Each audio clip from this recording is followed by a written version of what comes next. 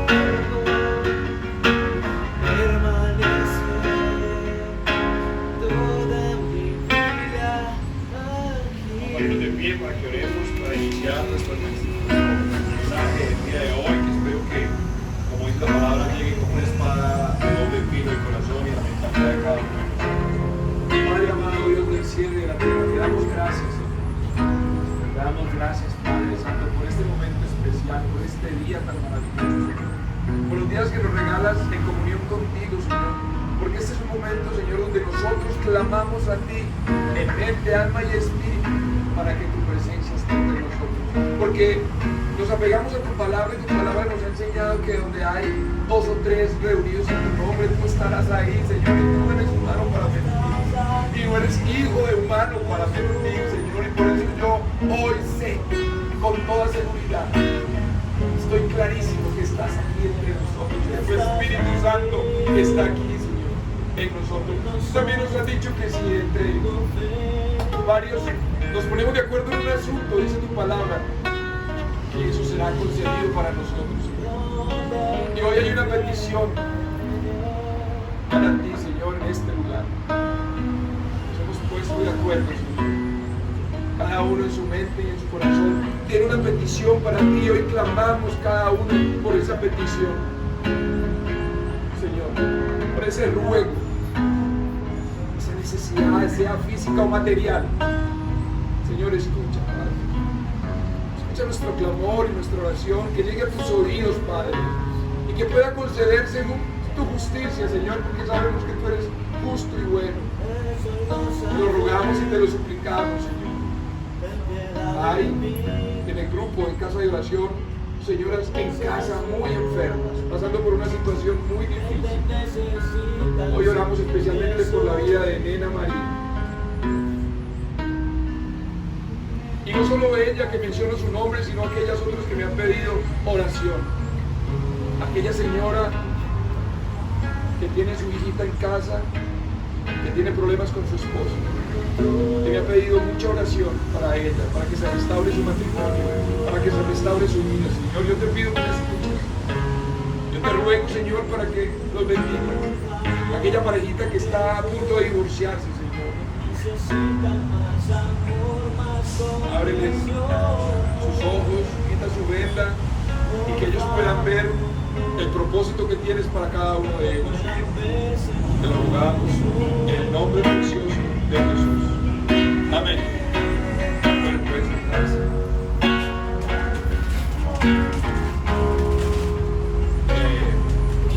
El Señor hoy, como es normal, cada 8 días nos regala un mensaje maravilloso. Espero que este mensaje también lo atesoren en su mente, en su corazón y lo tomen como enseñanza no solo para cada uno de ustedes, sino para su familia. Y cuando puedan compartir esa palabra con alguien, pues ojalá puedan compartirlo.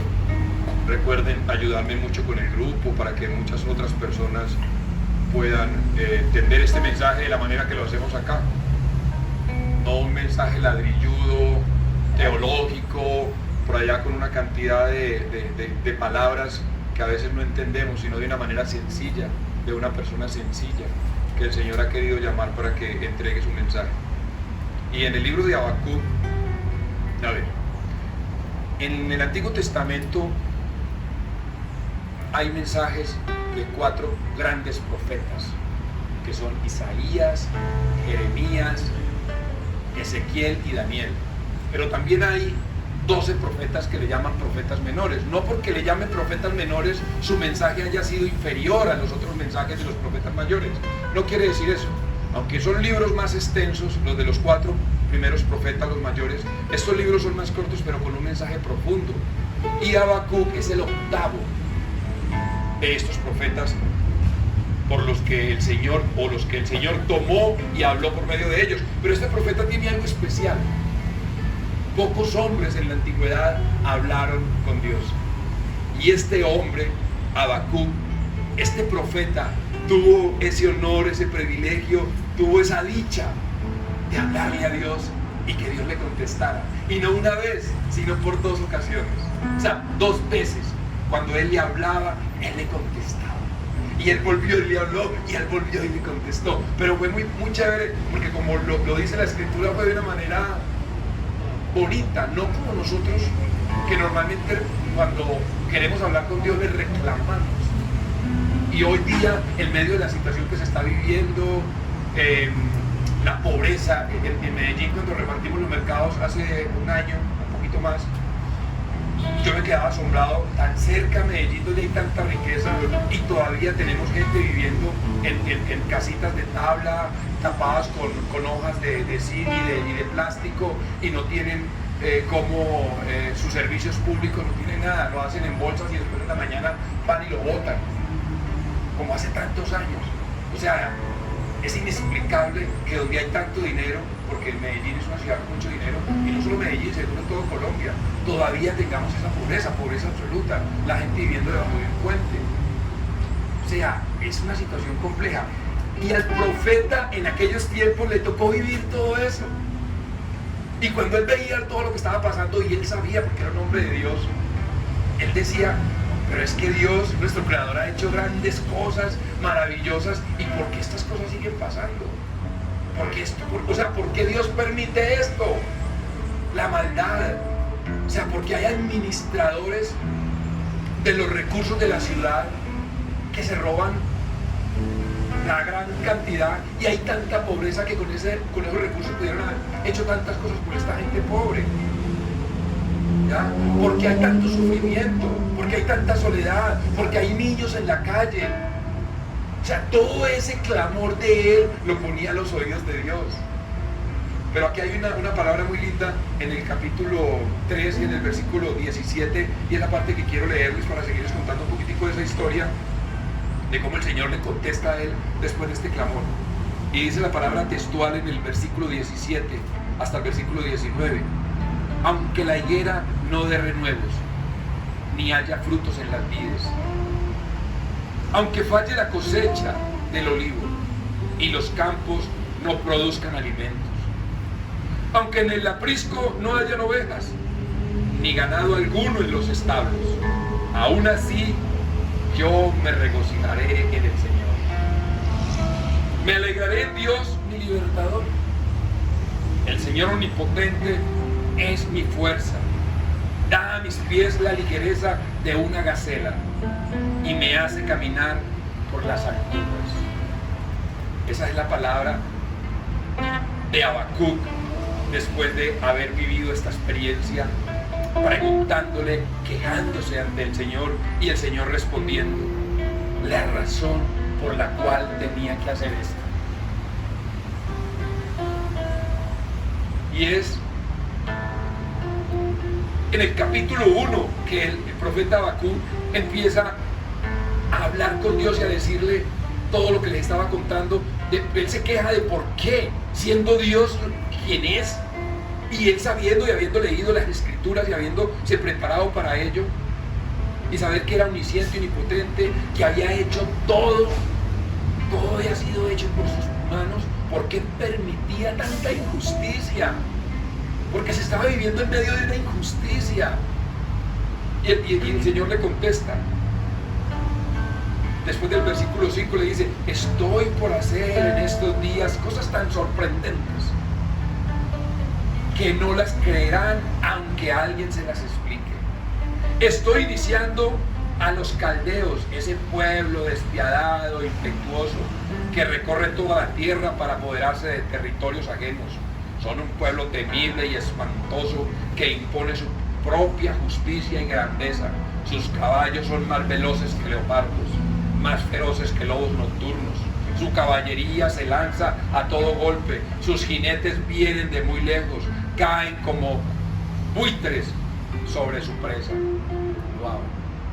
Está esperando una respuesta del Señor, quejándose de lo que estaba pasando, de la injusticia, de la situación tan horrible que estaba viviendo, y enseguida el Señor le responde con eso: estoy preparándome para algo que si alguien se los dice, ustedes no lo van a creer. O sea, lo que viene es duro. Si usted está viendo injusticia en ese momento, vas a ver lo que va a pasar. ¿Y por qué? El pueblo estaba viviendo en una situación de idolatría, de una cantidad de situaciones horribles, donde el pueblo de Israel estaba perdido totalmente.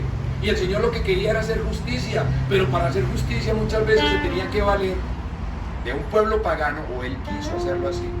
Él fue el que permitió, no fue Nabucodonosor que por su propia inteligencia pudo hacer lo que hizo como rey de Babilonia. fue que el Señor lo preparó desde niño, preparó ese pueblo malvado para ir y hacer justicia a un pueblo que estaba perdido. ¿Por qué? Porque así actúa el Señor. Y uno dice, pero si es Dios, ¿por qué cosas malas tienen que pasarle a la gente buena? Y es la pregunta que nos hacemos todos. Porque Él es Dios y Él hace lo que quiere con su pueblo. Pero Jeremías 29:11 dice, pero yo sé muy bien los planes que tengo para ustedes, afirma el Señor, planes de bienestar y no de calamidad, a fin de darnos un futuro y una esperanza. Ustedes me invocarán y vendrán a suplicarme, y yo me dejaré encontrar. Yo los escucharé cuando ustedes a mí me busquen de todo corazón. Eso es lo que dice el Señor. A pesar de toda esa situación que está pasando y a pesar que los voy a castigar porque viene un castigo fuerte, el mismo profeta con la misma palabra le dice que hay unos ay de aquellos, y vamos a leer unos ay que le dice el Señor, porque él vuelve y le contesta en la segunda respuesta del Señor. Le dice, ay del que hace rico con lo ajeno, se hace rico con lo ajeno, ay del que llena su casa de ganancias injustas, ay del que construye una ciudad con asesinatos y establece un pueblo mediante el crimen. Y dice la palabra del Señor, ay de ti que te emborrachas o que emborrachas al prójimo, ay de ti que la embriagas con vino para contemplar su cuerpo desnudo. Y le va hablando, el Señor le va hablando a Habacuc para que Habacuc pueda entender, porque esos ay de ti, ay, había unas leyes establecidas y estaban quebrantando esas leyes, simplemente porque el pueblo quería vivir sin ley, como todo lo tenían dinero, oro, plata, una cantidad de cosas. Ellos hacían lo que querían, lo que cobraban impuestos, cobraban el doble, el triple, pagaban al Estado y lo otro lo dejaban para ellos. Igual lo que estamos viviendo hoy día en nuestros tiempos. Pero la palabra del Señor es muy hermosa y dice que aunque parezca tardar su justicia, espéralo, porque sin falta vendrá. Habacuc 2:3. Aunque Habacuc veía esa situación que se estaba viviendo y desesperadamente hablaba con Dios, le decía, pero ¿y entonces para cuándo? Él le decía, tranquilo, vendrá en el tiempo de Dios.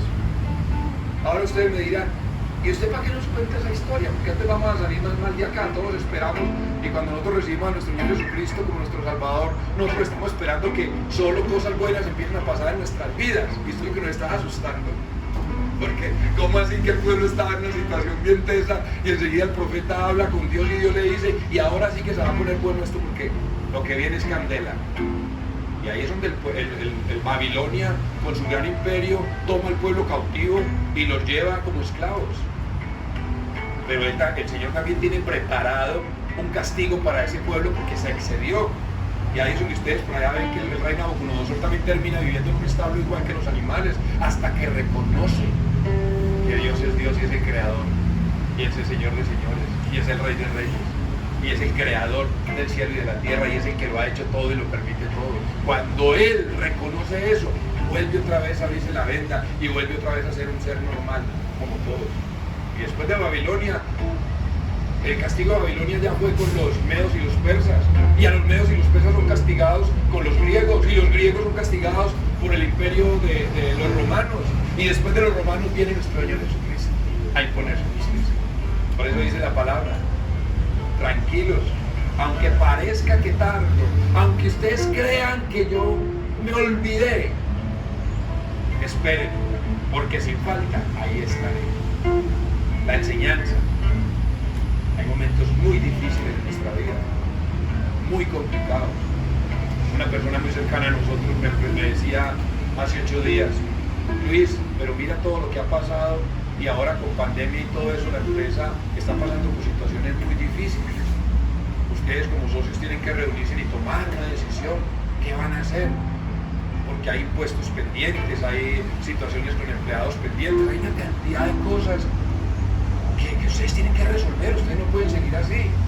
Y esta pandemia los ha dejado muy apretados. Y yo le digo una frase que dice Job en su escritura: aunque él me matara, en él esperaré. Esta empresa no es mía, esta empresa le pertenece a Jesucristo. yo la entregué hace mucho rato. Y eso me tranquiliza de cierta manera, porque lo que él quiere hacer, lo está haciendo hace rato. Él empezó la obra acá. Y lo que vaya a pasar con esta empresa y nuestros empleos y nuestras familias está en las manos del Señor.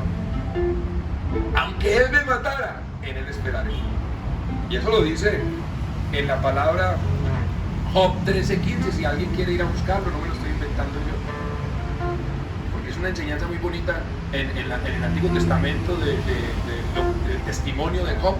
Un hombre recto, un hombre justo, un hombre conforme al corazón de Dios, un hombre que vivía aferrado a la palabra y a las enseñanzas del Señor, y se le fue quitado la familia, sus riquezas, su salud, todo se le fue quitado.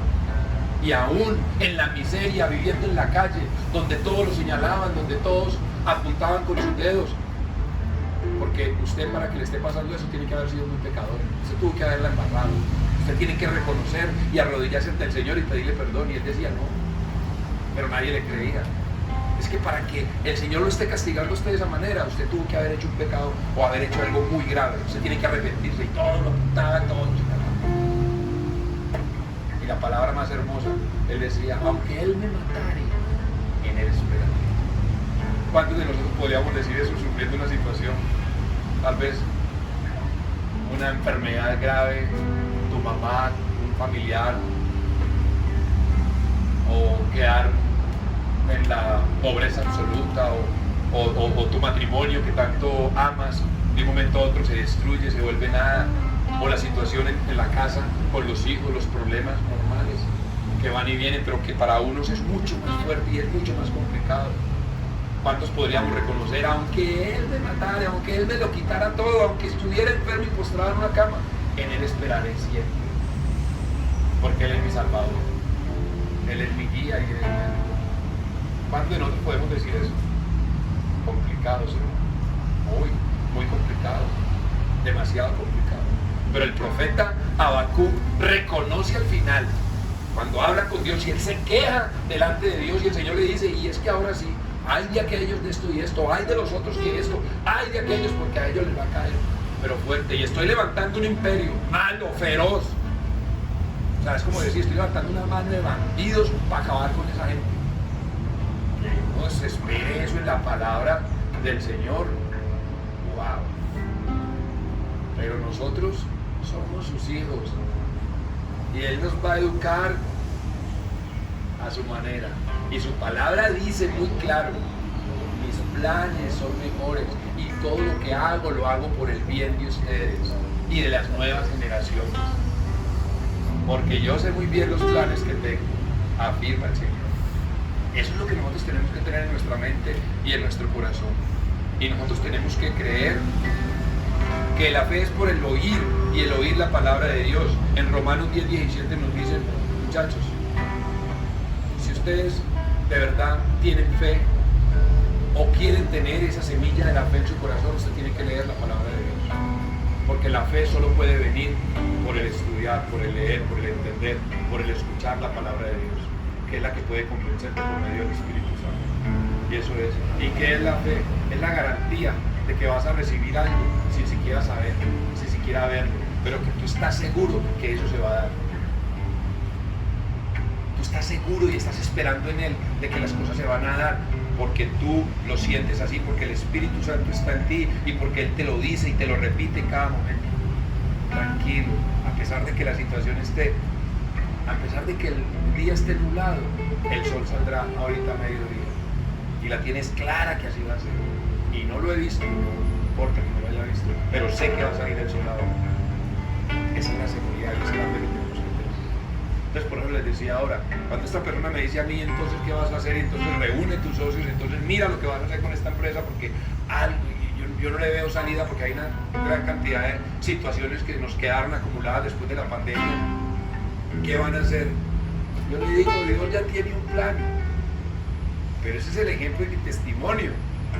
Yo quiero es que ustedes lo tomen para cada uno de ustedes, y yo sé que cada uno de ustedes y las personas que ven este video o lo van a ver puedan meditar en ello y decir, bueno, estoy pasando por una situación financiera muy difícil, ¿qué voy a hacer?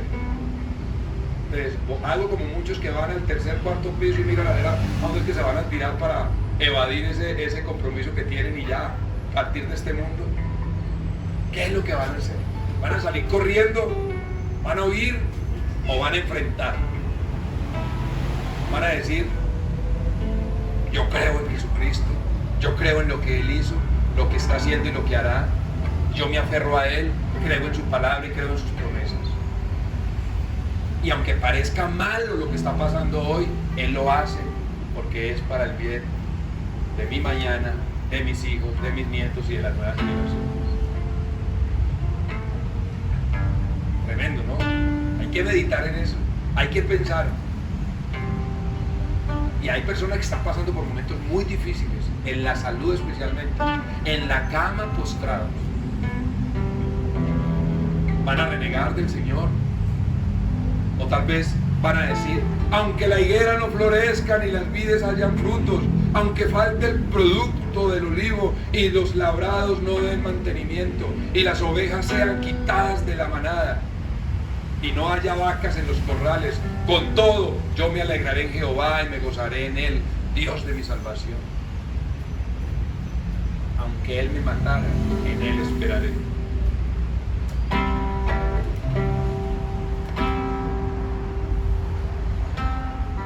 Cansado del camino, sediento de ti, un desierto cruzado, sin fuerzas me quedo, vengo a ti. Luché como un soldado yo, y a veces sufrí.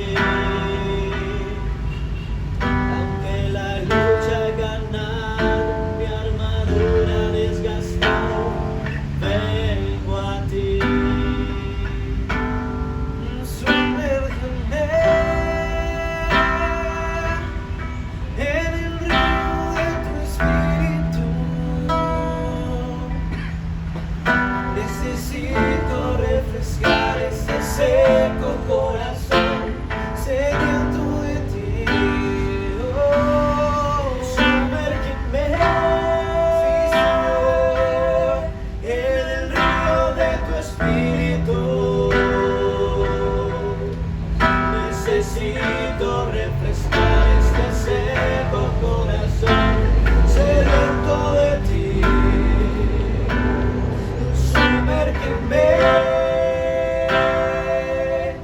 En el río de tu espíritu.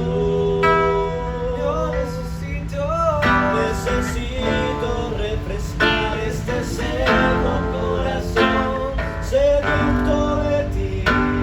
Sí, Señor, sumérgeme.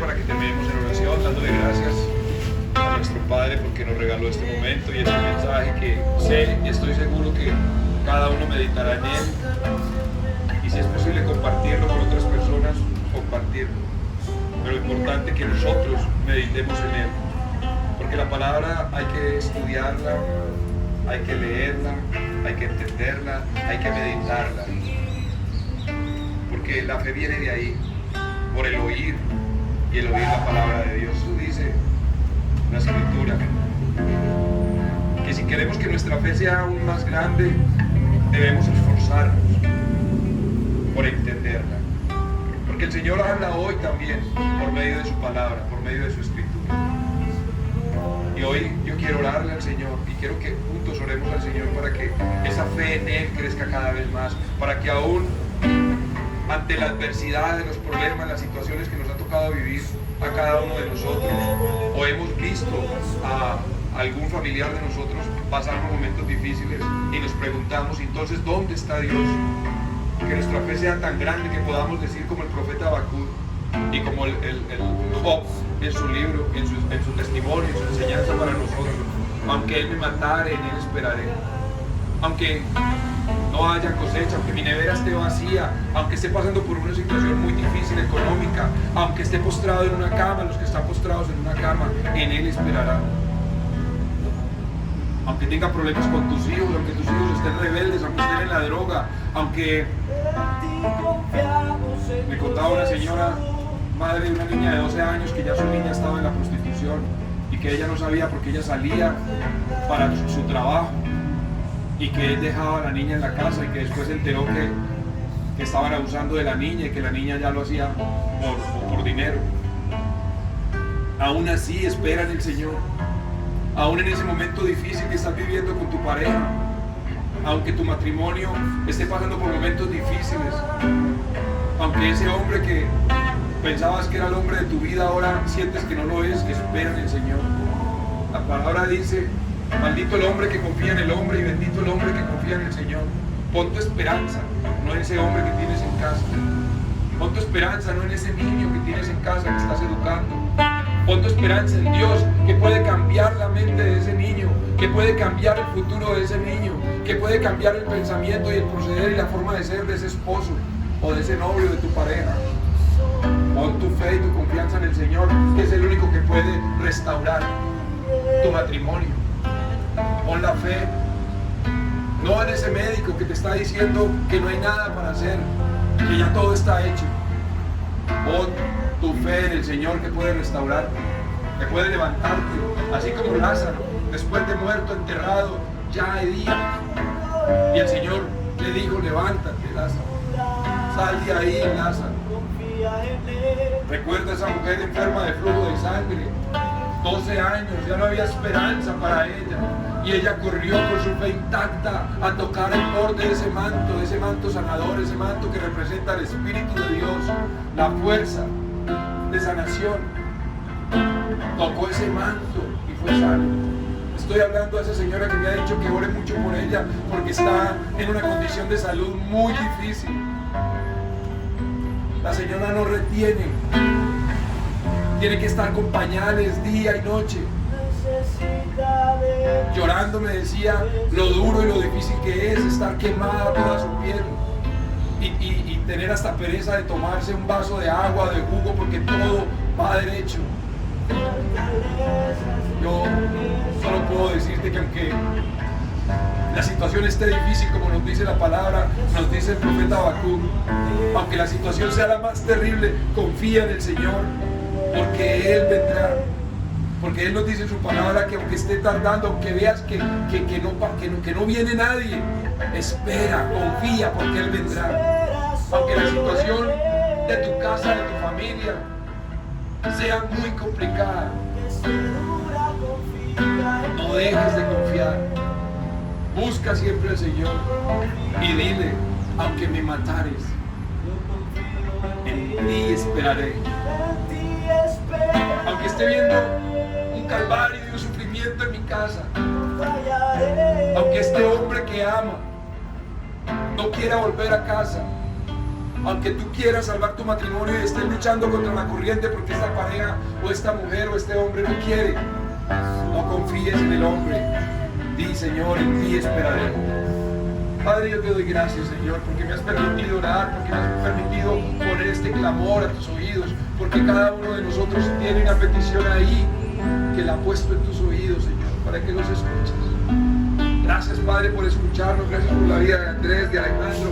Gracias por nuestra empresa, que aunque estemos pasando por momentos difíciles, Señor, en ti esperaré. Aunque las demás personas que están a mi alrededor no ven escapatoria, no ven solución, aunque los socios quieran tirar la toalla, Señor, en ti esperaré. Mi fe está puesta en ti. Esta empresa te pertenece, Señor. Esta empresa es tuya, Padre. Y puedes alimentar a muchos de tus hijos del empleo que aquí se genere, Señor. Y si tú quieres cerrarla y si tú quieres hacer cosas con ella, haz conforme a tu propósito. Porque yo en ti esperaré, Señor. Te amo. Padre, te amo y te necesito. La mayor riqueza que me has dado, Señor, es tener tu palabra en mi mente y en mi corazón. nombre precioso de Jesús te oramos, bajo la guía y dirección de tu Espíritu Santo.